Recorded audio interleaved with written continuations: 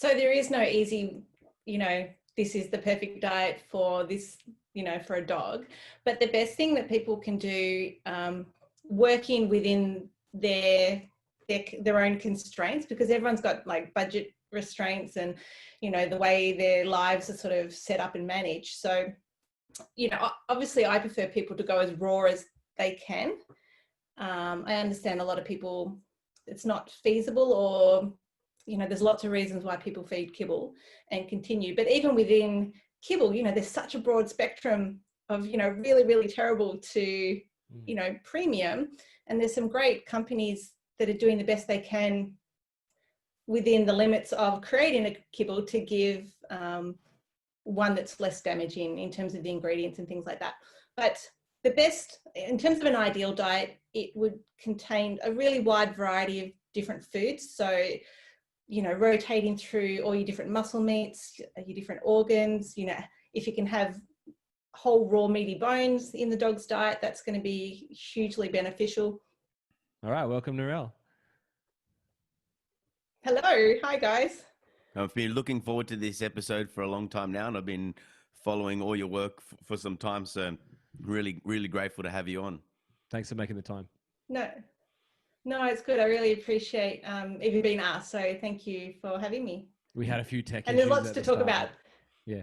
Glenn got us set up, so we're all good, ready to go. So does that mean if anything goes wrong, we can just blame Glenn? Yeah, we'll get Glenn in. It's just an excuse to get him back in, just so we can say hello. Yeah. I just spent a week with him not long ago at the NDTF course, so I'm sure he's sick of me already. No, Glenn loves the NDTF students. So, yeah, I mean, you would have seen that when you were with him for the week. He loves what he does. When I was up on the course, I found out his nickname for Panos is Sleepy Boy. And I said, why do you call him Sleepy Boy? And he goes, because he's a good boy when he's asleep. Yeah. Well, it's better than some of the other names he has for friends, like Horny Dom and things, Horny Dom. I think I got away with that lightly, right? Yeah. Hey, Yeah. I think we should mention to everybody that you've just started your own podcast. You want to plug that for everyone before we get into the nuts and bolts of a few questions we got? Sure. So it's natural health for people and pets. And because as a clinical naturopath and nutritionist, I do treat people and dogs. So I'm across both of them. So the podcast is, every topic, there might be dogs one week, there might be people health problems the next week. So people can find that on my Facebook page, Natural Health for People and Pets, and Apple iTunes. And, most of the subscriptions for podcasts, they'll be able to find that too. Yeah, awesome. Yeah. I've listened to a few episodes. It's great. There's some stories in there which we can probably get to a little bit later as we explain, I guess, your background and your journey, in your career. So to steal a line from Glenn and Pat, let's do the origin story. Where does what's your background, Narelle? How did you start in all of this? Well, the backstory is that I've been a research scientist my whole sort of adult career, in one form or another. And over the years, over the decades now, that has just morphed from, mainstream, research and working for a pharmaceutical company, and it's progressively got more focused on natural health and nutrition for people initially. And, then there just came a turning point where I'm like, wow, I'm spending all this time and energy and, helping people and completely ignoring the dogs in my life. Because we've always had, between Glenn and I, when we met, he had 4 dogs, I had 2 dogs. So it was like the Brady Bunch coming together. But, we fed them just standard kibble. We just did everything, the way you sort of told to do it. And it suddenly clicked one day that, a lot of our dogs died of cancer, that, there's something better that we can be doing for them. So I shifted my focus and did some more education and training for natural health and nutrition for pets. So, it's been a journey. It's been quite a journey. It's quite a natural progression, isn't it? Because you have that your academic background in nutrition and like being a nutritionist and a dietitian, right? So you have that human side, but then obviously you're so involved with dogs in the life that you live with Glenn. And, you know, for people who don't know, like, you know, living on, you know, managing the pet resorts and living amongst that. So obviously massively involved with dogs. I guess it was a natural, natural progression like I said. Yeah, and I probably should, you know, I didn't really explain my backstory well. I should just clarify, I am a clinical naturopath, nutritionist and herbalist. So I'm not a dietitian. Oh, sorry. That is a bit different. Yeah, no, I just don't want people to think I'm something that I'm not. So I've done a Bachelor of Health Science in naturopathy and a Bachelor of Health Science in agricultural science and a lot of stuff in between. But I just call myself a naturopath now. Yeah. Well, look, I think because I've listened to I listened to the first 2 episodes of your podcast so far, and I don't know if there's another one out already. But if anyone wants to listen to the full backstory, because you've got quite a lot of knowledge and research up your hands, and you've put so much time and effort into it. Listen to episode 1 of Narelle's podcast, and you'll get a good backstory. And then that's how I want people to start listening to you, because you've been on the Canine Paradigm a few times now. And a couple of Patreon episodes, and I've listened to those, and every single time I listen to any nutritionist or any nutrition information, my mind's blown. And then also I get so overwhelmed that it almost feels like I don't want to do any of it, because I don't want to screw it up, but also I know how important it is. And I'm sure you probably get that a lot from your clients or people that you talk to and giving advice, is that it's not just complex and complicated, but also it's so different for each individual. So, you know, what do you tell people when they say things like that?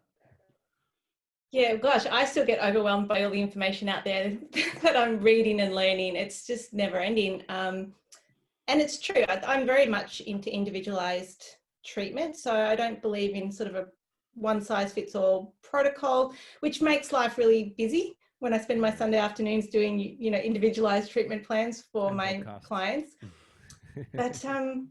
But whether it's a human client or a dog client, like, we're all so different, genetically, biochemically, our environments, and all of that's going to impact on how someone responds to any intervention, whether it's supplements or diet or lifestyle, you know, suggestions. So, but you may not want to listen to my third one, Panos. It talks about sugar and how bad that is for the immune system. So I don't know if you've got a sweet tooth or not. If you do, I do. Yeah, you may want to avoid that. I'm not too bad, actually. I prefer savory, but look, I think also it's important to keep listening, even though it's really uncomfortable, because if you can just change one choice every day, and then those decision making can flow over to the next day, and then also thinking about, our dogs will eat anything. Most dogs will just eat anything you give them, and I think it's really important that they can't say, "Hey, I feel really lethargic after that," or "I can't be focused." So I think it's up to us to do the right thing. And we had a few questions. So Jonathan had emailed me, or emailed us on the Life with Your Dog podcast email, and he asked the 2 questions, and he wanted a nutritionist to come on, and you were already on our list before we even got started. So it was a good opportunity to get you in there. So then, because obviously people are asking, you're giving a lot of behavior advice, but there's other components. There's, you know, obviously what we're feeding our dogs, and then also like vet advice. So, so now we're actually trying to genuinely address life with your dog. Doesn't just come through training; it comes through what we're feeding them. And I used to feed my dogs. Actually, no, I think I've tried every diet for my dogs. Back in the day, it was just standard kibble from Coles. Then it morphed into like I'd cook like kangaroo with vegetables and rice and eggs, and then I'd do chicken and rice with mixed with this and that. And now I'm raw feeding my dogs 80% of the time. I'd say they still get kibble. And since doing that, actually, Spades used to have really bad dermatitis, flea allergies, and since going on a raw food diet, I believe, and I've seen that he hasn't. First of all, I haven't had to flea treat him, except for last summer he got fleas. But the year before, like 3 years before that, never got fleas. He seemed healthier. He's almost 10. He's coming to work with me every day. He hasn't had any hot spots in the last few years, and I think I contribute that to eating a more healthier, cleaner diet. But I know we can still screw that up. But I guess hence why I'm always picking your brain. I'm always asking you questions as well. But I guess and one of his questions was like, you know, what is the ideal diet for a dog? And I know that could be different for everyone, but what would you say can be a General blanket do's rule. and don'ts. Yeah. So there is no easy, this is the perfect diet for this, for a dog. But the best thing that people can do, working within their own constraints, because everyone's got like budget restraints and, the way their lives are sort of set up and managed. So, obviously I prefer people to go as raw as they can. I understand a lot of people, it's not feasible, or there's lots of reasons why people feed kibble and continue. But even within kibble, there's such a broad spectrum of, really, really terrible to, premium. And there's some great companies that are doing the best they can within the limits of creating a kibble to give one that's less damaging in terms of the ingredients and things like that. But the best, in terms of an ideal diet, it would contain a really wide variety of different foods. So, rotating through all your different muscle meats, your different organs, if you can have whole raw meaty bones in the dog's diet, that's going to be hugely beneficial. I'm a supporter of some plant matter in the dog's diets. So I follow for my dogs, and what I do for my clients is generally recommend a bath style feeding. And I just think there's so much that dogs can gain. I mean, genetically, we know that dogs have evolved to be able to utilize carbohydrates to a much greater extent than, the wolf, for example. But plant matter has,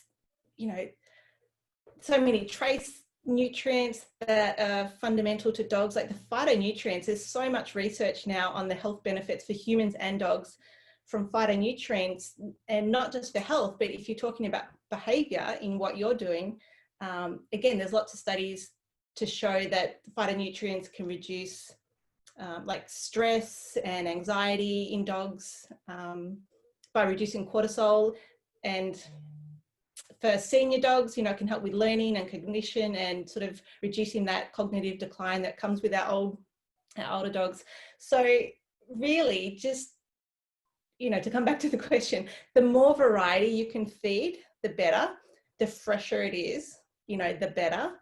But it doesn't have to be an all or nothing, black or white. So you do the best you can, because studies have shown that even, 20% of a dog's, kibble diet as whether it's plant matter or just sort of raw or cooked food can make a huge difference to longevity, to health, to behavior. So yeah, I don't know if that helps, because it's quite vague, 100%. But It's it's sort of doing the best with the resources that you have, right? Like not everyone can obviously afford to have like the most expensive, I guess, raw.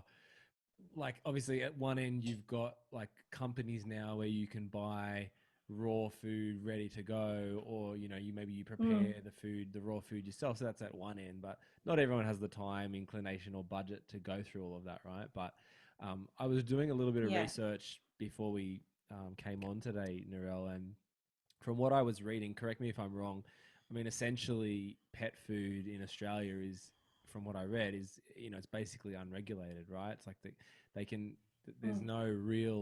there's no government standard that's set to say like you can't put this in, or it must contain a certain percentage of this or that. So it's kind of like an industry, what do they call it? Like self-regulated, like an agreement amongst the dog food manufacturers. Okay, well, we will or won't do this, but there's no real like overseer of all of that. Yeah, that's right. And that's scary. So it's a voluntary sort of adherence to a code of conduct that, companies can choose to be part of or not. So that's the thing. There's so much when it comes to animals, whether it's their diet or supplements. That's another thing I have issue with when it comes to animals. So unregulated in comparison to the human equivalents. So you really, for the most part, don't know what you're giving your dog. And you'd have to just trust that the company has, is doing the right thing, but, money is the driver, and, they will do what they can to sort of make a profit. Especially really when people can get dogs, so. a 20-kilo bag of food from Coles or any supermarket for $20, and it's got nice colors. I'm not going to say names. I don't know if that's good or bad, but and then you go, wow, that's super cheap. I can feed 3 of my dogs, for $60 every 2 Yeah. weeks. And for me, like, when I do my raw food order, it's like, I think for when I had Ace as well, so it was 2 dogs or 3 dogs, but Nookie doesn't really count. A little bit extra from both their bowls will feed her. She only 4 kilos. It was like $70 for 2 weeks of food, and that wasn't all their meals because I still added extra different stuff. So, the things you will save in vet bills and also quality of life will. But then you also hear other people, they're like, mate, I fed the standard kibble to my Kelpie dog, some mutt that I got from a friend, and the dog lived to like 20 years old. And you're like, oh my God, how did that, like it's just so different for every dog. It's hard to have a hard, fast rule. Look, it is. And I cringe at a lot of the supermarket kibbles because they're not even food. A lot of them are almost anti-health and anti-nutrition. Like they're putting so much like metabolic stress on the dog's body that it's just not good. So but Narelle, again, like you said, yeah. What's a typical, like you're talking about the supermarket kibble, what's say like a really typical ingredient that would be a main ingredient in those kibbles that, isn't ideal? What's something that they're putting in that's really cheap and readily available? So most of the cheaper, poorer quality, well, some of the premium ones will do this too. You always want to look at the top. I always educate my clients to look at the top 5 ingredients, if not the top 10. And you want as many like of those top 5 or 10 ingredients to be whole, like real animal, like, whether it's muscle meat or 5 or first 10 ingredients that are listed on the panel on the back. Yeah. Yeah, look, you're definitely unlikely to get the top 10, but top 3, you want ideally to be animal protein of some sort. But the cheaper ones, you might see corn, rice, soy, all of those grains and legumes and starchy sort of ingredients bulking up. Is that no good? That's not good. That's not good. No. So even though our dogs can, technically handle higher amounts of carbs, we don't want to give them 60% sort of carbohydrate that's just going to get converted into sugar in the body and, it damages the gut. It creates chronic inflammation. It's got this whole cascade of effects on our dogs' bodies. And I actually just posted a paper on my Facebook page today. It was from 2013, which in research time is quite a while ago, but it did a review of the role that contemporary canine diet, so kibble, has on cancer and degenerative diseases in our dogs. So there's a lot of good evidence to show that just the way kibble is manufactured with such high temperatures, creates reactions in the food that then have a detrimental effect on the body, and then you end up with cancer. That's crazy. But we lost one of our dogs. Yeah. Or my sort of what's the word? Like probably my fudge. Like my dog I always talk about. He was the dog that really made me fall in love with dogs to begin with. We lost him to stomach cancer, and sort of looking back, you think like.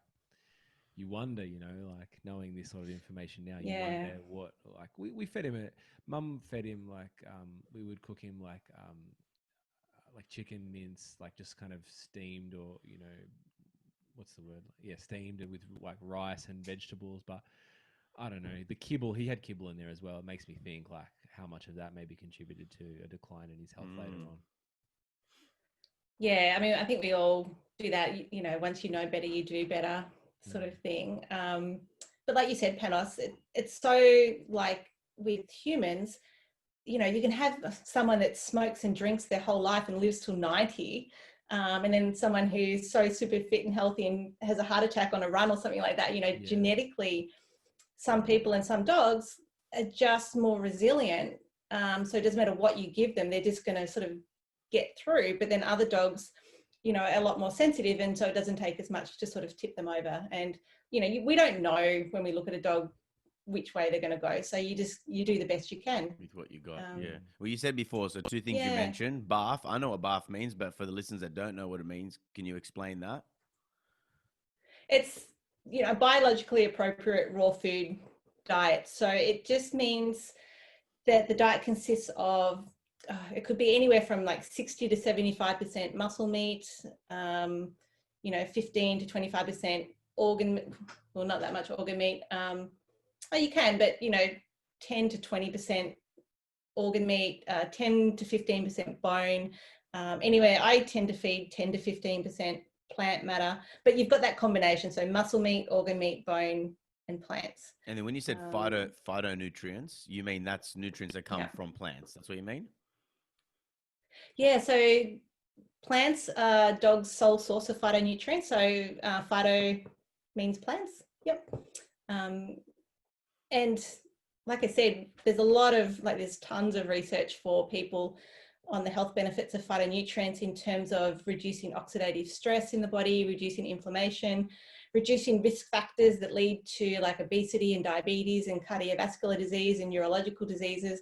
And the research, there's an amazing group, you guys might know them, the Dog Risk Group at the University of Helsinki. They're like at the forefront of research for canine nutrition. So they're looking at a lot of these things in relation to dogs. So, no one else is doing it because there's no money in it. None of the large commercial companies want to sort of research plants and raw food feeding for dogs. But so that's really good. Phytonutrients, I think. No, go ahead. Sorry, go. No, you go. But in relation to dogs, those phytonutrients, they're so unique. And like I said, dogs can't get them from anywhere else, but they can support detoxification pathways, they can support cellular health, DNA repair, just all the good stuff. Yeah. all the processes that our dogs need. Yeah, I use raw and fresh, so they deliver to the home. They process all the meat themselves. I think you've checked them out as well. You said that they're good, and it's convenient. Of course, I used to bag it up and try to do it all myself, and that's just ridiculous. I got no time for it, and it's gross. So I like to outsource that. And look, since using them, and that's the only real raw food people I've been using since I've seen a change in Spades' health and energy levels as well, is two questions I have. First of all, so they have the vegetable matter, and you can see like the carrots and some other different vegetable matter in it. But when they shit it out, the vegetable's still there. Like you can still see the carrot. Sometimes even after it rains, everything else is like washed away. And is that good? It doesn't mean it's been broken down, or we're really getting into the weeds now. Yeah. Look, obviously the dog hasn't broken it down and like digested that properly. Maybe your dog might benefit from a digestive enzyme or something, to help with that. But foods like carrots really are better off cooked. They're just one of those foods that the nutrients in carrots are more bioavailable when it's cooked. So a lot of your leafy greens. Yeah, so slightly different. It's just the way carrots are, like carrots and some of those hardier sort of vegetables, because dogs, they're not optimized like our guts, for carbohydrate digestion. So I know you can blend, and I tell my clients, if you're going to feed veggies, either cook it, pulverize them, at least chop everything up really finely, so your dog's got the best chance of getting the nutrition out of it. But it's no big drama if there's some carrots really common in poo. Humans and dogs.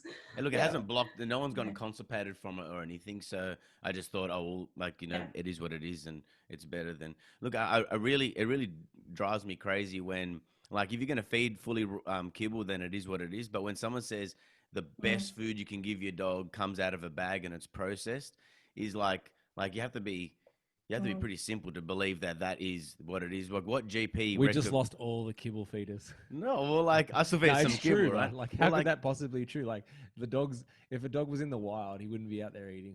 Well, like, what GP tells you eat everything, your whole diet out of a bag like that? Like, no GP would say that. But when a vet says it, we believe it because, and I guess people like to believe it because it's convenient. But it just wigs me out. It just trips me out. There's no wild Plus, kibble those tree. kibble manufacturers are probably funding a nice little sojourn for the vets every year, but that's a whole nother topic. Yeah, it is. You can go down the rabbit hole quite easily with all of that, but it doesn't make sense. Like, to feed a more processed diet, doesn't make sense when we know a whole food diet for ourselves and our pets, is definitely more species appropriate and a lot healthier. Like, there's no denying that.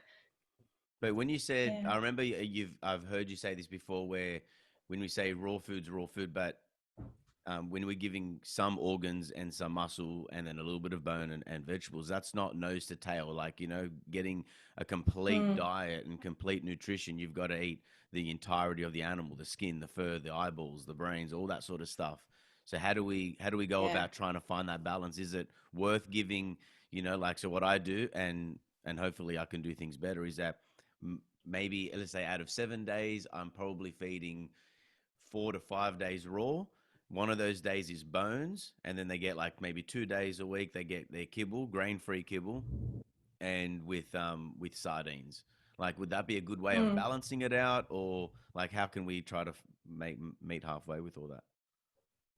Yeah, I mean, what you're doing sounds perfectly fine, and that's it's a good variety. It's within what's doable for you, and it doesn't sound like your dog's going to be missing out on much with the way you've set it out.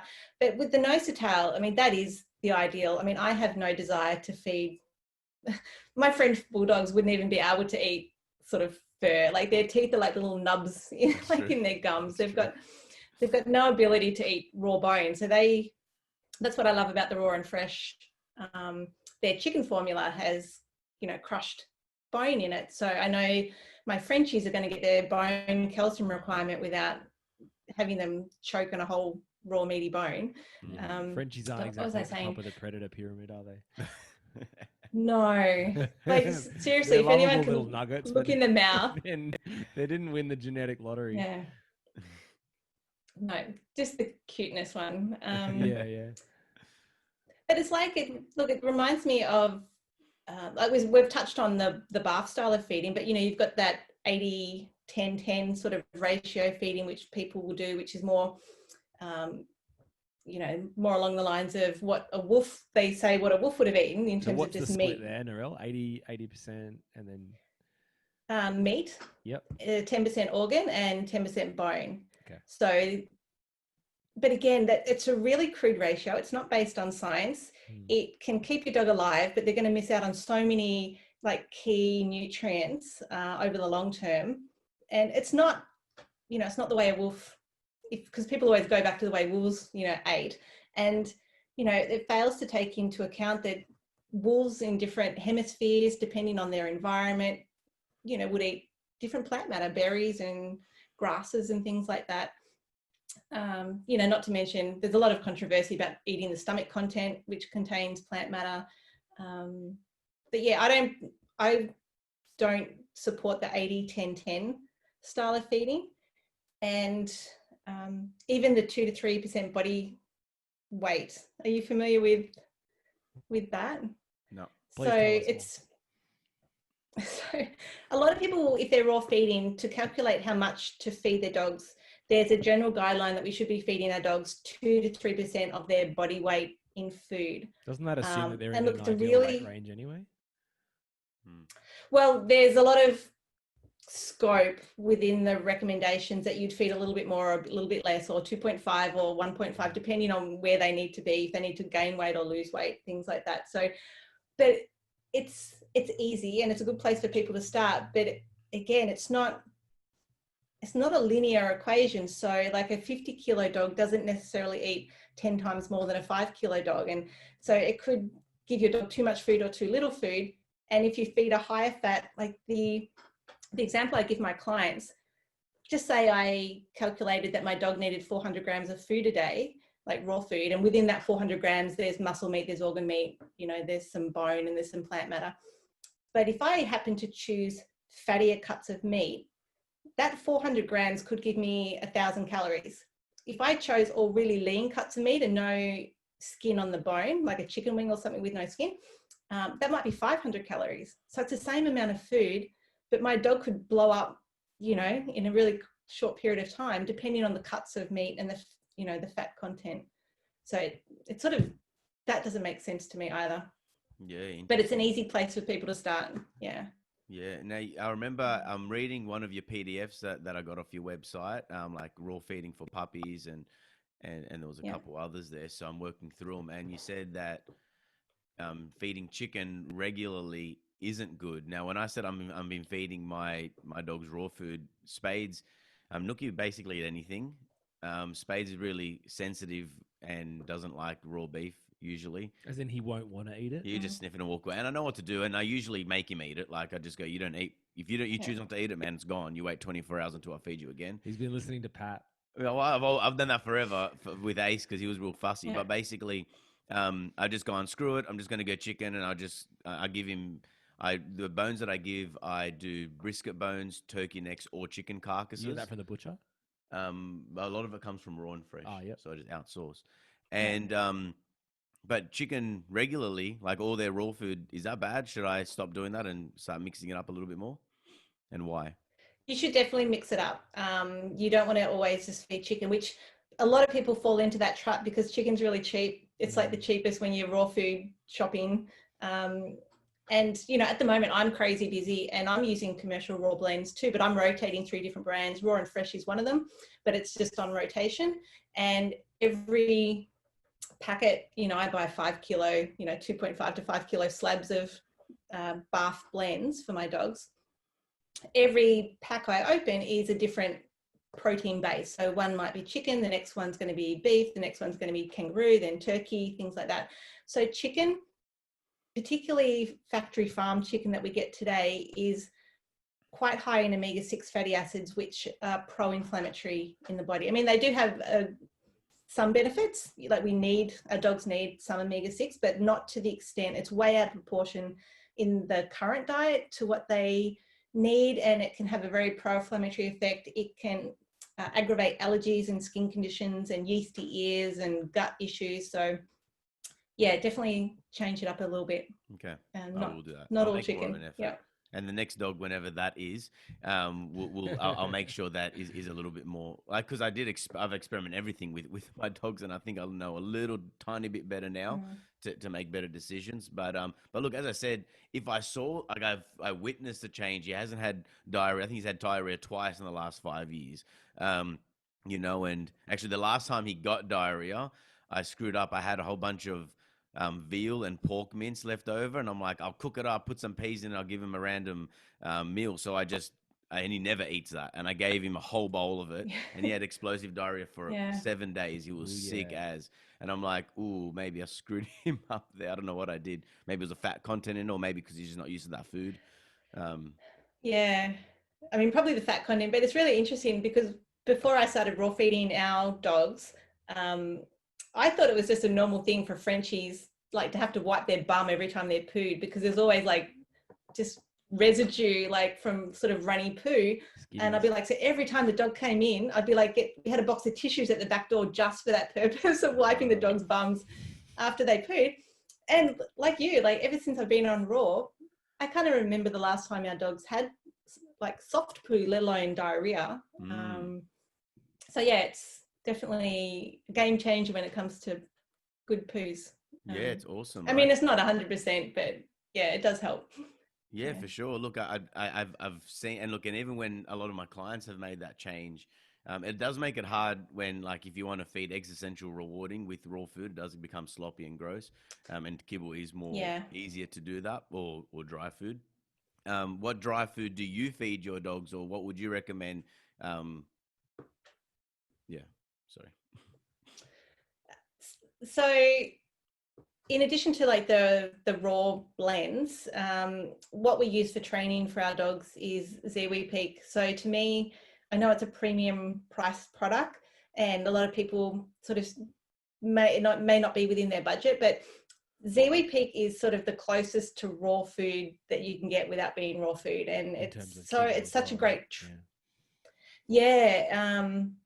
and it's such a convenient training treat because it's, you know, it's pretty small, it's flat, it's sort of, it doesn't sort of, they don't have to sit there and chew it, you know, while you're doing your training. So that's what we use. And it's such a, like, you get what you pay for, like the quality. Like, I am such a like fan of Ziwi Peak if I'm not giving my dogs raw food. So that's like anything in life though, isn't it? You get out what you put in, right? And I was side note, I was watching Pat's online course, which is a recording of a seminar that Panos went to last year, and he's talking about how like he only trains with existential food, right? So the food that the dog would otherwise eat. And he's like, so this is where all the raw feeders are like, but Pat, I feed raw. And it's like, well, if you have Ziwi kibble, like you were saying, it's basically as close to raw and being kibble at the same time as you could possibly get. Yeah.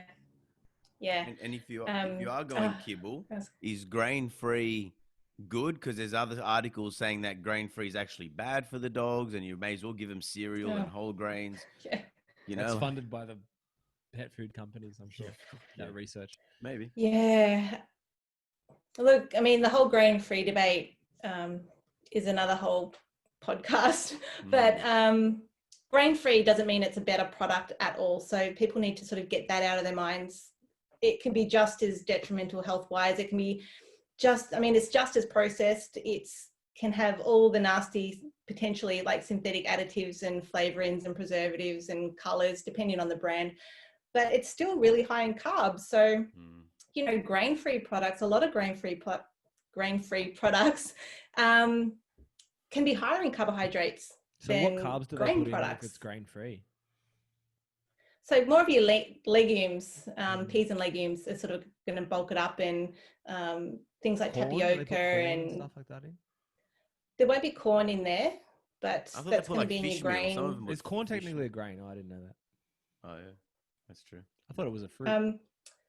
I mean, fish milk can be in either, but in terms of, you know, what they're substituting primarily the grains with, it's going to be all your peas and legumes, but they're still going to have an inflammatory effect on the body. They're still going to affect gut health. They're still going to potentially affect behavior because of dysregulated blood glucose sort of effects. So yeah, I'm not sold on, and you know, there's the whole DCM issue, which, you know, is another topic again. So the dilated, now I'm going to forget how to say it, like the cardiomyopathy in dogs.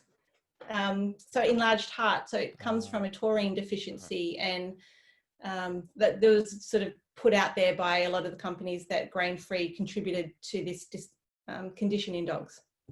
But yeah. And in your sorry.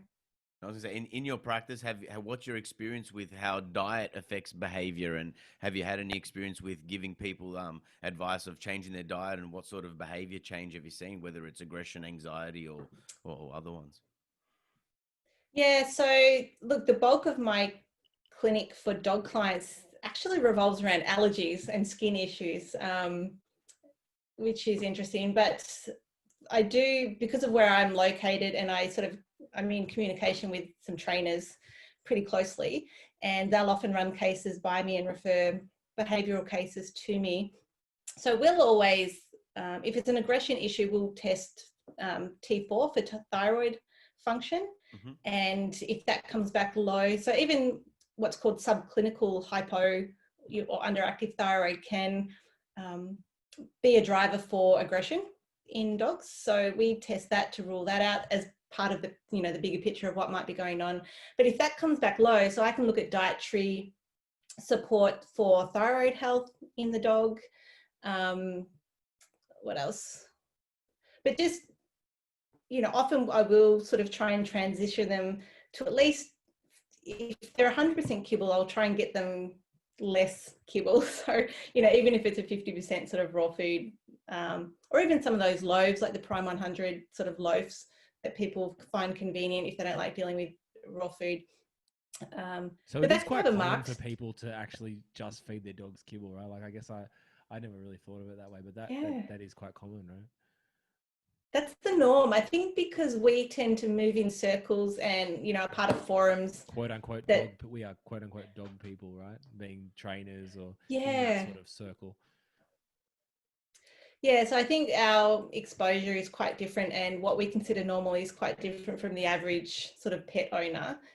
That's certainly my experience with people who come, because often I'll see human clients and then they'll see that I treat dogs and they'll be like, oh, by the way, and they'll start telling me about their dog, and I think 100% of them are feeding 100% kibble. So yeah, it is quite common. One of the guys on, I mean, if you look at nutrition, Sorry, go. Sorry, this Zoom kills me. It's so hard to get the like back and forth. Yeah. One of the guys on the NDTF course is a police dog handler with the New South Wales cops, and you know, on one of the days I think Kana took us in place of Glenn, and she was, you know, we're talking about dog food and the basics of that, and I asked him, I said, what do you guys feed your dogs? And he, you know, he told me the brand that they use, and it's like one of the most common known brands, like the really cheap ones.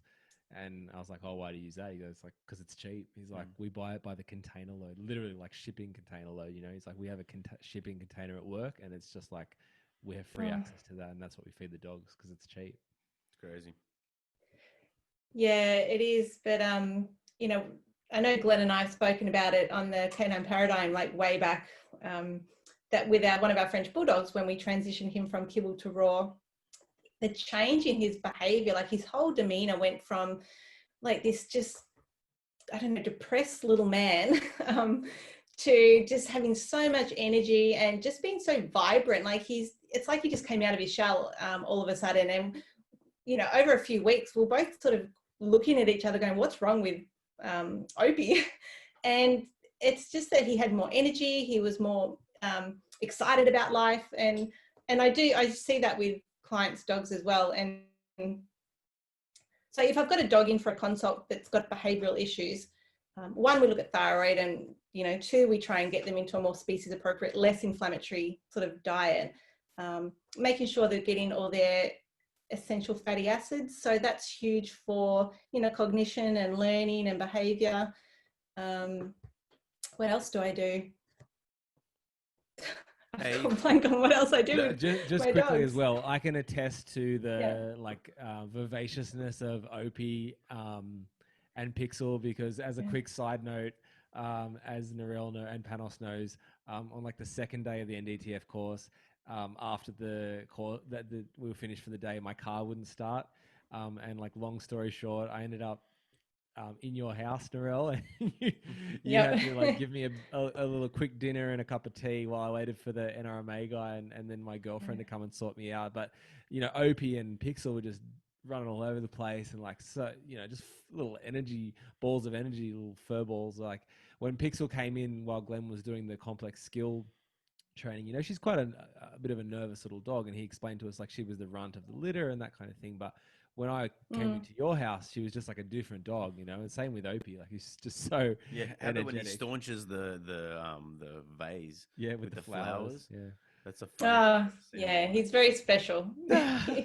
Yeah, and like, you know how you said before, so two things that I could say is that if we're not feeding nose to tail and we're feeding a bath style, but we're not giving eyeballs and brains to dogs because we don't really have access to that, which I wonder what happens to all the eyeballs of all the animals we eat anyway.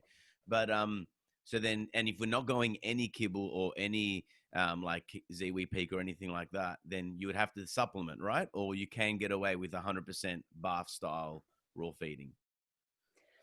It's really hard not to supplement. So I formulate a lot of raw food recipes for clients, and it's just tricky. Like even iodine, for example, is one of the hardest nutrients to balance in a raw food diet, because the soils in Australia are so depleted, and, you know, other countries, New Zealand, I think, but I think Australia is one of the worst countries for iodine deficiency in our soils, which is why they fortify a lot of cereal grains for human consumption, because that's really important for pregnancy and preventing neural tube defects in babies. But, you know, not many foods contain, like you've got sort of your oysters and sort of your sardines and things like that, but, and like your seaweeds, but you're not going to give your dog enough of them to get the iodine levels they need. And even the amount of iodine, like the nutrient databases say they might give a value, but a lot of the time they don't give a value for iodine because it's so variable. And so, yeah, I usually recommend people supplement with a kelp powder to get the iodine that they need. So then should we be blood testing our dogs regularly to see if they're deficient? And would you say everyone should be doing that with their dogs if they're on a full raw food diet, or any diet for that matter? I think it's good to monitor. I mean, I say this to my human clients as well as my dog clients. I think if not every year, I think every couple of years, we should be just running some routine blood panels on ourselves and our dogs to sort of track where things are at, because it's much better, you know, the earlier we can catch things, the better. It's like a benchmark, right? It's like knowing so, where you are so you can know where you need to go. Yeah. And, you know, you can still present and like well and feel, you know, okay. Like there might just be some subtle things going on that you're like, oh, but that's just because I'm working too hard, or, you know, and our dogs, like you said, they can't tell us how they're feeling. Yeah. So, you know, you could go, like one of my clients, I think her dog's about 3 years old and had a health sort of scare. And so she got bloods done and they were so out of range for so many different parameters. And I said to her, I said, do you have any previous bloods that I can, because history and trend is really important. Yeah. So, and she's like, oh no, I never thought to do blood tests on my dogs. I'm like, oh, so we don't know if that's sort of the normal for that dog, like if that's the way it's been for the last couple of years, or if it's the sudden sort of acute onset sort of exacerbation of something. So we're going to get bloods done in another few, like I said, wait another month and get some more bloods done. But yeah, it's good to, I think everyone should just be tracking, and it's not that expensive in the big scheme of owning a dog. Sure. You know, well, might like, be, I remember I'd go to my vet, 100, yeah.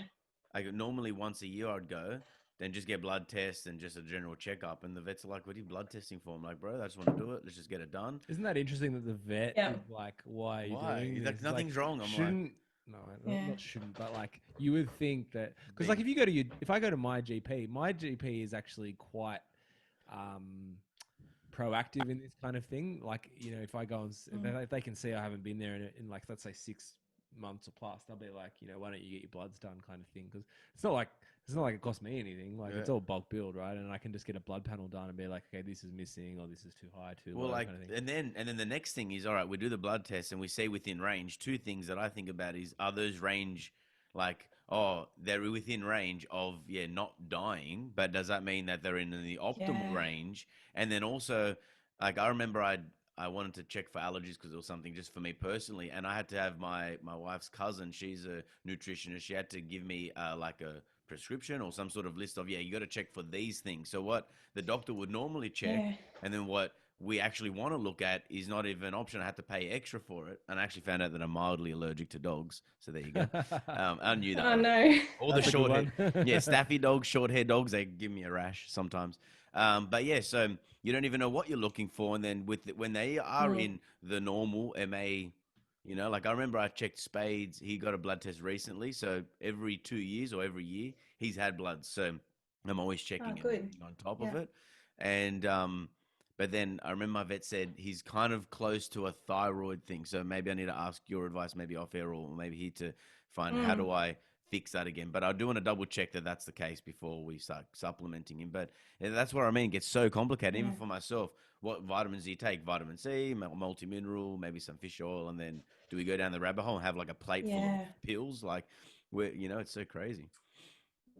It is. And you're right. Like the reference range thing does my head in with particularly my human clients, but dog clients as well, because it can shift between pathology labs. So what's really interesting, I was doing like a human like diagnostic masterclass recently, and like the reference range for liver enzymes is higher in like northern parts of Australia, so, which means you can have like worse functioning liver, you know, if you live in the top end of Australia, before it's abnormal. But because they consume more alcohol, this is a really broad statement, but because the pathology companies see people with generally higher liver enzymes, they've shifted the reference range to make that the new normal. Wow, so that's crazy.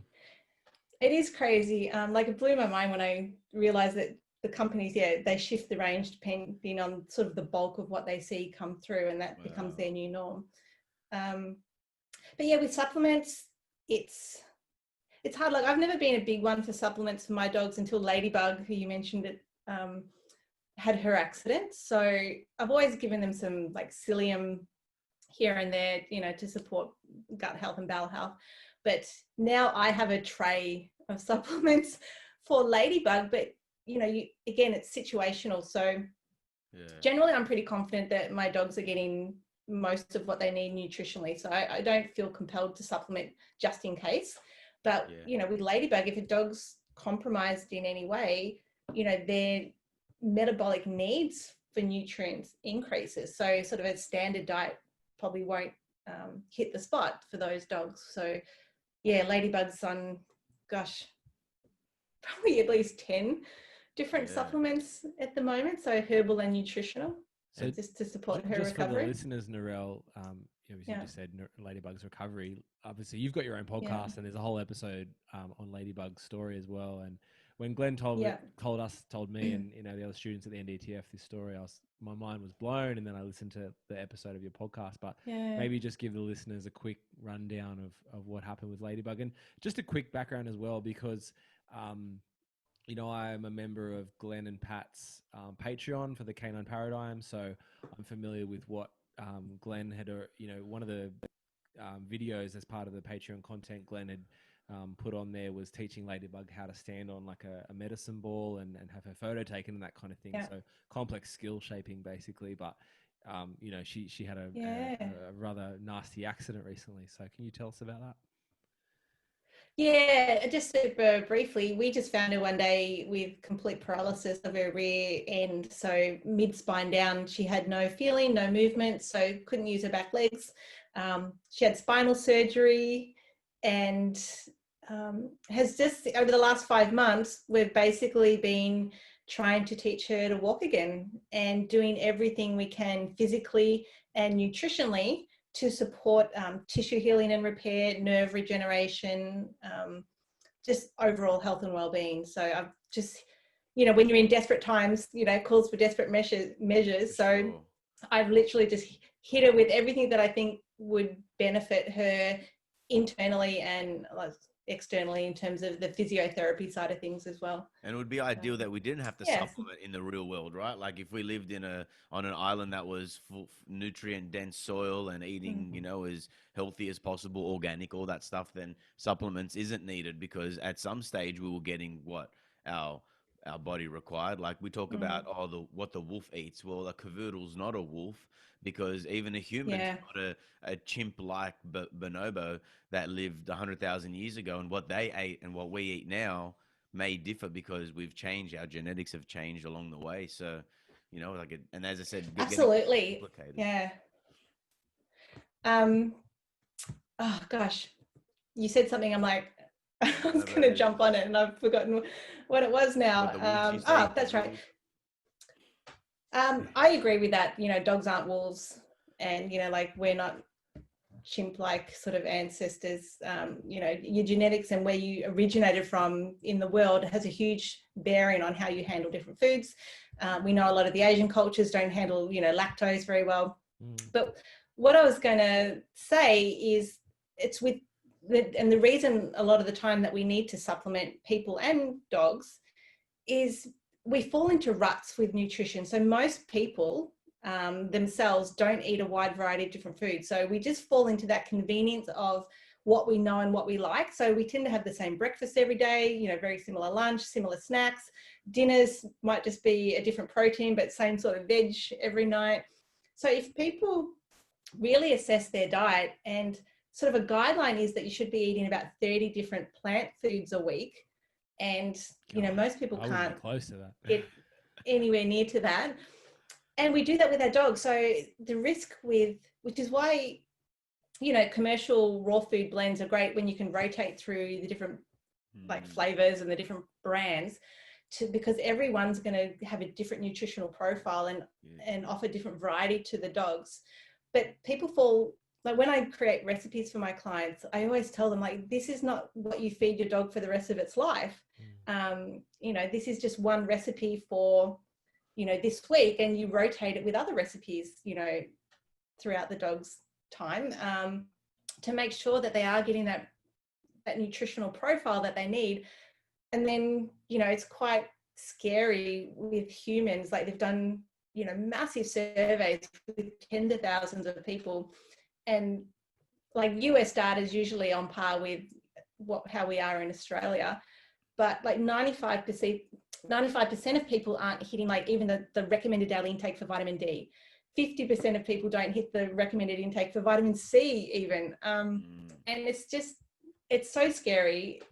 And that's why we need to supplement. So if I've got clients, you know, and I look at their diet diaries, whether it's their dog's diet diary or their human diet diary, you know, I can see the gaps and I can see the sort of the repeated foods and what they might be missing. So I do believe in supplementation, usually for the short term, but there's people that just don't want to change. Like they want that convenience, they want that pill so they can just keep eating the way they're eating, and, you know, try and feel a bit better by taking a supplement, but it's not the ideal way to approach it.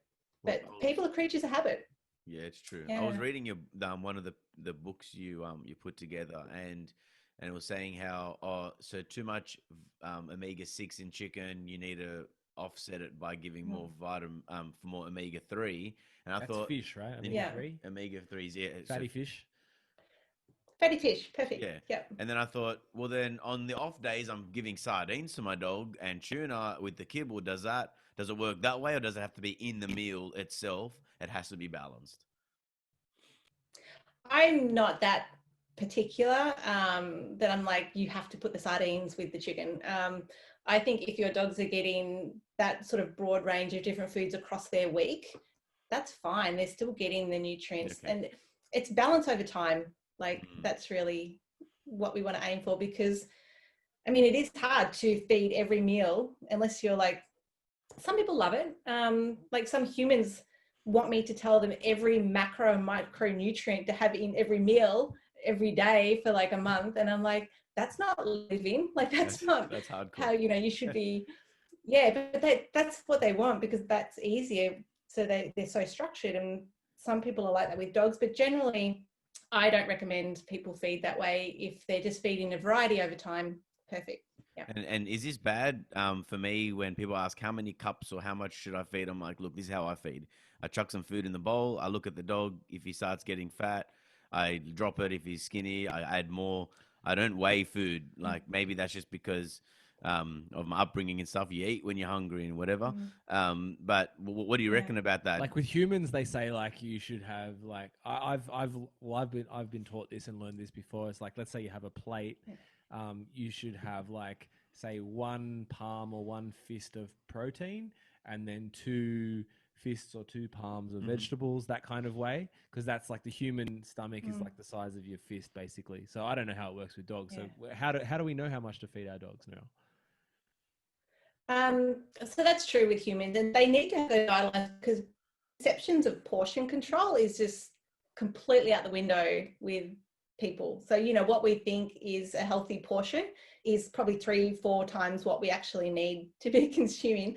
But I'm like you, Panos, I don't weigh my food even when I'm raw food feeding. I eyeball my dogs. I know roughly what the energy content is of the food that I'm feeding anyway. And, you know, I just, if it's in the ballpark, great. And with Frenchies, it's really easy to see when they gain or lose weight, like within days or a week, you know, you can see that shift. And it's like, oh, you know, I better cut down. Like with the NDTF training with Pixel, she's getting all those Ziwi Peak treats during training.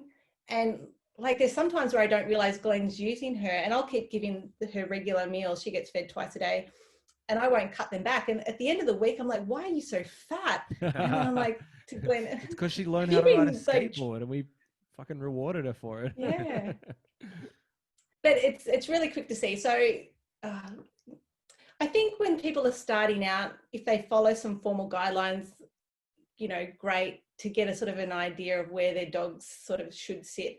But yeah, and even if they're following a kibble packet instructions, you know, even that can vary significantly for different dogs based on their metabolism, their energy levels, you know, their stress levels. So there's no easy answer.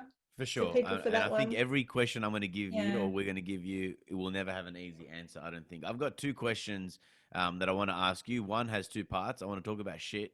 Number 1 is, how many times should a dog do a poo in a day? Is it normal for 3 poos, 1 poo? Some of my clients, I'm like, the dog's shitting 6 times a day. I'm like, I think you're feeding your dog too much and you're probably not exercising him enough to use it. But what the hell do I know? I'm just giving you my perspective. There's no shit module in the NDTF. So I know, what the hell? I think 2 is normal, maybe 2. What do you reckon? It's funny, there was no shit module in any of my educational training either. So, although not for dogs. We need to get a shit As a naturopath, as a clinical naturopath, every client, if you're ever my client, I will ask you every time I see you about your bowel habits. It's just poo is important as a marker of health. Yeah. So I've got no problem talking about anything that comes out of the body. But for dogs, it does vary. I think 2 to 3 times is average and fairly normal. I think if people are feeding once a day and the dog's defecating once a day, that could be completely normal and healthy for that dog. It depends on their gut health. It depends, there's a lot of factors that could come into what could cause problems. But if a dog's going like 6 or more times a day, I'd be like, okay, That's crazy. That's a lot. Something's going on there that's aggravating the intestines, and maybe because the risk is, it depends on if it's well formed as well. So if it's loose, there's a risk of nutrient malabsorption, but if it's well formed, maybe that dog's just got a faster transit time. Yeah, for some I've reason. noticed with spades, like I've been on a lot of training sessions with Panos, and we'll be like on the Esplanade at Cronulla, and spades just has like the most epic poo timing, like just dropping massive right now, poo right in the middle of the Esplanade at Cronulla, and there's like 100 people around it, and it's just right in the middle of the footpath. It just kills me, cracks me up. Well, I think what's important is always like people picking up their dog's poo every day, so they know where the dog's health is. Where if you just pick up once a week, you don't know if the dog had diarrhea 3 days ago, and then you didn't help. Like, if your dog has diarrhea, typically you'd give like chicken and rice for a day or 2 until it clears up.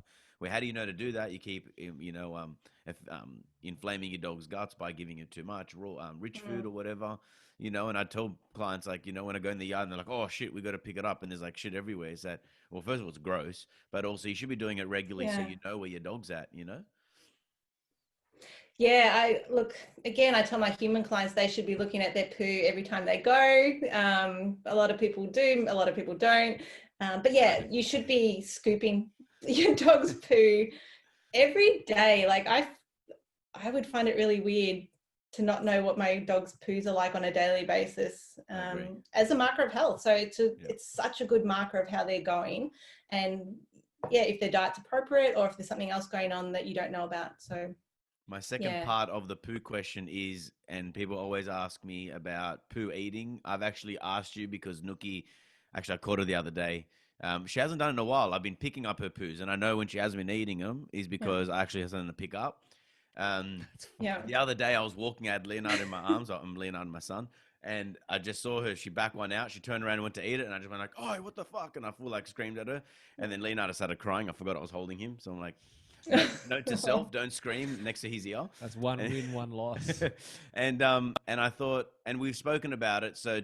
And things that I know, so I'll tell you what I think and what I've been telling people, and then you can tell me if I'm right or wrong, is it could either be a B vitamin deficiency or some sort of enzyme deficiency that they can find in their feces. Or she's just sick in the head. Or she's just hungry, right? And she just sees it as food. So those are or it could be a habit that they learnt when in the litter, whether they weren't adequately getting fed, so they eat their shit. So what are your thoughts on that? Look, I've looked into this and I've listened to different vets and different authorities on the poo eating question, and there is I don't think anyone really knows, and that's really it probably differs across different dogs. So Pixel is a poo eater. She doesn't eat every poo, but she sleeps in the bathroom, and some nights, I can see that there was a poo there and it's no longer there, and I know, she's eaten it. I watched her eat Opie's spew as well. That was pretty foul. Yeah. Oh wait, it was the other way around. One of them ate the other one spew. It was Pixel ate Opie's. One of them got really, Opie got really excited and then like barfed on the ground, and Pixel was straight into it. Yeah, Opie's got a propensity to vomit when we have guests because he gets so excited. So it's like, welcome to our home. Here's some dog vomit. I'm so excited, bro. Basically, look, I just think, for some dogs it might just taste nice. So it's like a self-rewarding, reinforcing behavior. it could be habit. It just, yeah, I don't have an answer Are for you that. super concerned if you do see it, or and what would your general advice be? Like what I tell people is give your dog a more raw red meat, which has more vitamin B, maybe more enzymes. There are supplements that can give the dog enzymes, or just make sure that you're crate training your dog and you're watching when it does a poo so you can pick it up. Am I along the right lines giving that advice? Yeah, and look, people need to consider the environment where it might happen more often. Like, are they in a small environment and it's more just a cleanliness sort of thing? It's in my den sort of space, I'm going to eat it. But I don't know about the B vitamin thing. Cool. So only because since Bug's accident, she's on a B vitamin complex, and because I'm giving it to her food, I've just been throwing it in the other dog's food as well. And they're on like plenty of Bs and she's still eating her poo. That's interesting. But it's not going to hurt. So it won't hurt people to try it. That's the thing. So people can try digestive enzymes. They can try some B vitamins and just see what happens. I got one of my clients, because there's a puppy that does it. I know a lot of puppies do it and they grow out of it at around the 6-7 months old. And I got them to get cayenne pepper, and as soon as they saw their dog do a poo, I got them to remove it, chuck cayenne pepper on top of the poo. The dog came back, ate it, and then like freaked out, spat it out, and ran away from it. And that was the end of that dog eating poo. So it happened once and it worked. And I don't know if cayenne pepper is good for dogs. Hopefully. No, that's good to know. I mean, it is a normal puppy behavior. And I mean, if you make anything aversive enough, it's going to deter a dog. So that was awesome. Just worked out well for that puppy. Yeah. Actually, something that I watched, this wasn't my last question, but I was watching like a doco where they had Indian wolves. They were watching Indian wolves and different behaviors. And when there was time where there was less food for them, like real and like prey food, they were eating the bananas hanging off the low-lying branches, and they were like legit eating the bananas full on. And that was like something they did for weeks on end, because that was the only source of food that they can find. And I thought most dogs, or canids, got their phytonutrients from the intestines of an animal rather than actually eating it raw from the tree. So I thought that was pretty interesting. Oh, there's lots of documented evidence for, again, most of it's around wolves, eating lots of fresh plant matters and berries. Again, depends on their location and sort of the climate that they're in. But yeah, it's not just about the intestinal sort of plant mass at all. That doesn't mean you should give your dog a vegan diet. I had a client, and we've actually spoken up when I heard that they were feeding their dog vegan because of ethical reasons, not because of dietary reasons, and I was upset at them. Did you remind them there's no ethics in nature? Look, it was first session. Ethics is a function of human cognition, not something that occurs in nature. Look, I gave my opinion, but I didn't want to make the beginning of the session super awkward for everyone. So I just told them, look, I don't agree, and I don't recommend it. But if you're gonna do it, and actually we spoke, and there was a certain brand that they were feeding, and you said, look, a dog can survive from a vegan diet, but they will never thrive. And another point is dogs have canines for a reason, because they're supposed to take down prey. And but one thing that they said was, unless they're French Bulldogs. Yeah, that's true, right? But look, I was concerned, and I think that was crazy. And I think anyone that, look, each to their own. You do what you do with your dog, but I don't recommend it. I think it's complete lunacy, but it is what it is. With puppies, what would be an advisable diet for a puppy? My thoughts are, if you're gonna give raw, I'd say like raw in the morning, and if you can do raw again, or even like your premium kibble. Is there like a bottom, what's the word, like a minimum age before which you wouldn't feed raw? No, puppies from as soon as they can start eating anything can be on raw blends, like raw meat, meaty bones, like chicken necks, things like that. Depends on the breed, what you can give them. But there's no minimum age. As soon as they can eat, they can eat raw, no problems. But I agree with you, Panos, about the vegan diet for dogs. I don't think it's appropriate at all. I think it just doesn't make sense to me. And I know that they do it for ethical reasons, or there's other reasons too. But a lot of vegans, a lot of their philosophy and their revolves around sort of whole foods and sort of natural approaches. But a vegan kibble is still a kibble. It's so highly processed, and everything in there to make it complete and balanced nutritionally is synthetic for the most, you know, so that it just, so that's sort of to me, I'm like, well, that doesn't make sense if, as a vegan, if you believe in sort of a more whole food diet and all you're giving is a synthetic kibble. Yeah. So your dog survives. Like dogs can't, we have to represent dogs. The dog can't say this is an inappropriate diet for me, whether that's this or that. And let's take a vegan diet, for example. Like the dog can't tell you this is a biologically inappropriate diet for me. You have to have the wherewithal and be able to represent your dog and feed them an appropriate diet. Look, I've got heaps of clients that are vegan and they still feed their dogs appropriately. So, exactly. you know, it just depends on where your mind's at and how much you want to force nature to be under your control. But, you know, look, I think we don't have to even discuss much about it. We all, you know, most people with a good amount of common sense knows that that's not appropriate, in my opinion anyway.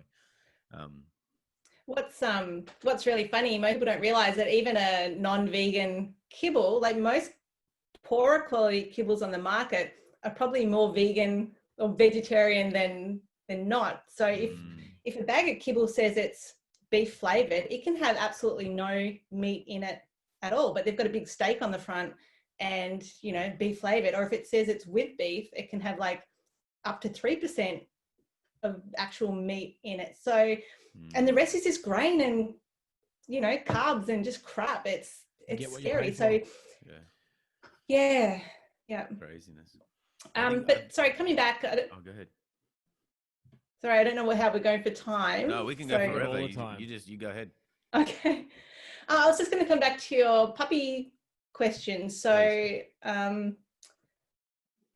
it depends on what people want to do. So if they want to feed raw, they can either feed a commercial. For puppies, I tend to tell people, unless you know what you're doing, do the commercial puppy raw food blend. So you know that the pups get in the right amount of calcium and nutrients that they need to sort of grow properly, because that's where, you know, a home prepared diet, if you've never done it before and suddenly you've got like a 8-week-old pup, you can probably do some damage if you're not careful.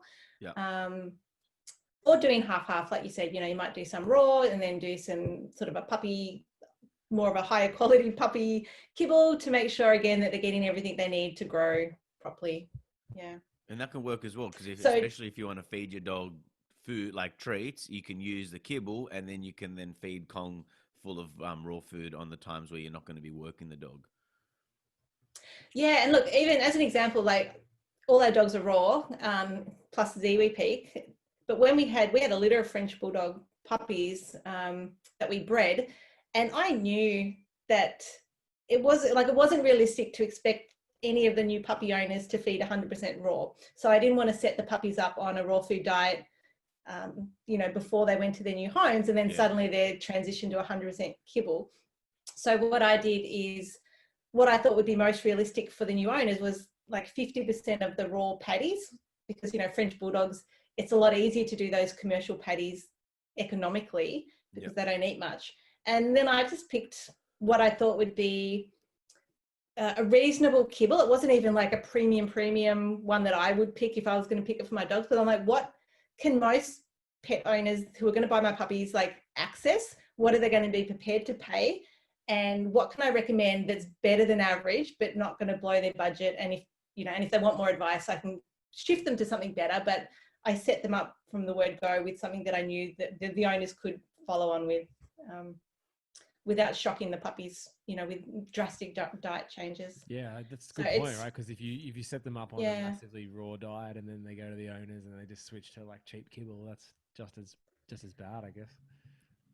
Yeah, so I absolutely didn't want that, which is why I tried to make it as realistic as possible and easy as possible for the new owners. And even when they came to pick the puppies up, I took them into the kitchen and I said, this is how you make the meal. This is how you open the patty. This is how, you know, this is how much of the kibble you need to use. And I just showed them how easy it was, and just to be sure that they would do it. Did you guys load a clicker with those puppies as well?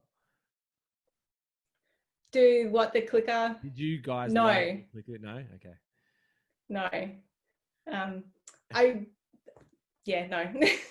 Hey, with the feeding of a puppy, this is my advice, and again, correct me if you think I'm wrong, or where I could add to it is that I would say 3 times a day for a puppy up to 6 months. 6 months or 12 months, you can feed twice, and then you can feed a dog once a day from a year onwards. Yeah, that's pretty much what I would say. Definitely 3 meals up to 6 months. Yeah, it is getting dark, isn't it? And I've always kept, like, our shepherd Randy is on 1 meal a day.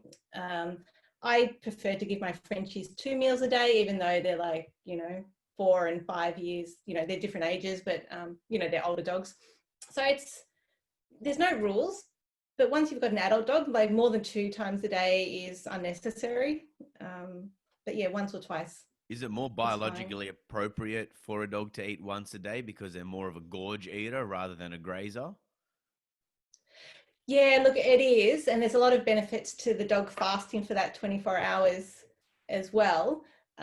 Smaller dogs have faster metabolism, so they can often burn through their foods more quickly. And you might even see some behavioral changes in a small dog that gets agitated, or if it hasn't eaten in a certain period of, twice a day, for example. Like 24 hours might be too long for a small dog.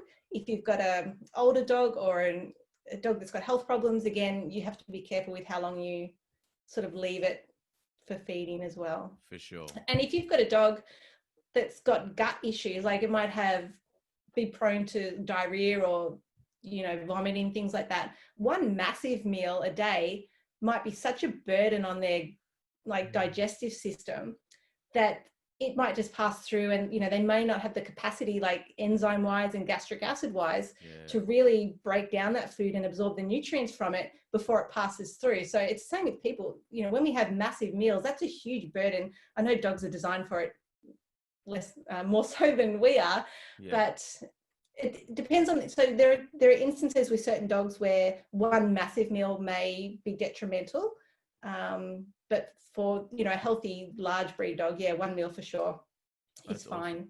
Yeah, I'm going to wrap it up because I should go home and help with baby duties. But it's been such an awesome conversation. I'm sure we can do this for another 6 more hours plus. Tell the people how they can find you, Narelle. So we mentioned your podcast, but you've also got your business on site there at Dural. Yeah, so my main business is natural health and nutrition. So people can go to my website, naturalhealthandnutrition.com.au.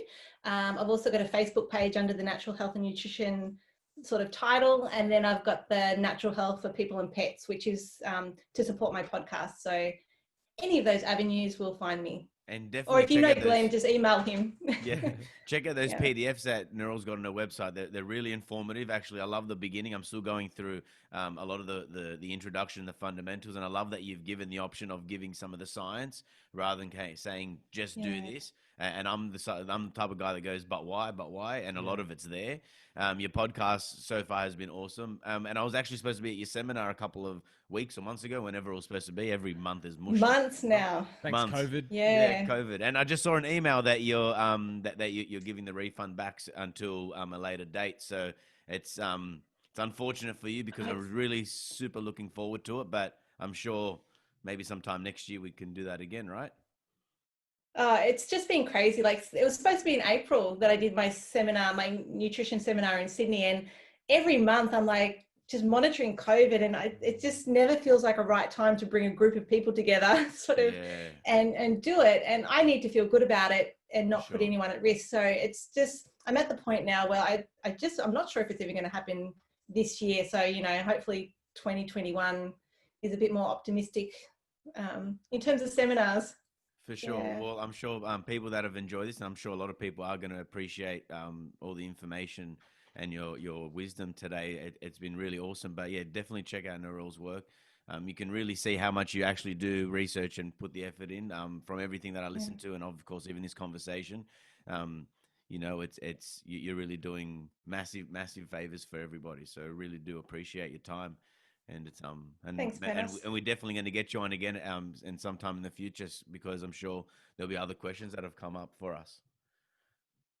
Yeah, no, that'd be great. I'd love to come back, and I'll try and get a better audio and visual setup next time. You should do a four-way with Glenn as well, I reckon. Yeah, we can do a big podcast party. Yeah. Well, maybe next time I should come to you guys and sit in the Bring studio with you. Yeah. That would We'll be do great. that. Yeah, for sure. No problem. Look, it's worked out well, Yeah. and it's awesome. But again, really appreciate everything. And maybe after this, get some rest. 7 days in a row, you need to look after yourself. No rest for the wicked. You Okay, know all how right, it all right. goes. I know how it is. I know how it is. Thanks, guys. Thank you. All right. Narelle. Bye.